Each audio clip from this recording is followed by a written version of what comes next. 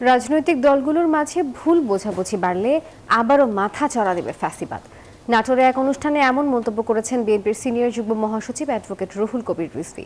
শনিবার দুপুরে শহরের অনিমা চৌধুরী স্টেট অডিটোরিয়ামে নাটোর জিয়া পরিষদ আয়োজিত সেমিনারে তিনি এসব কথা বলেন সংস্কার হলো রাজনৈতিক অঙ্গীকার। সংস্কার না করে নির্বাচন দিলে আর সংস্কার হবে না, এমন বিভ্রান্তির কোনো কারণ নেই। এ সময় দ্রুত নির্বাচনের প্রস্তুতি নেওয়ার আহ্বান জানান বিএনপির জাতীয় নির্বাহী কমিটির সদস্য ও সাবেক উপমন্ত্রী অ্যাডভোকেট এম রুহুল কুদ্দুস তালুকদার দুলু। কেউ কেউ বলছেন সরকারের পক্ষে বা সরকারের অনুরাগী যারা, যদি সংস্কার সম্পাদন না করে নির্বাচন গেলে যারা ক্ষমতায় আসবে তারা সংস্কার করতে পারবে কিনা সন্দেহ।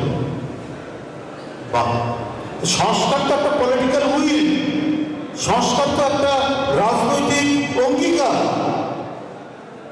সে যদি একটা অঙ্গীকার করে তাহলে সেটা করবে না কেন?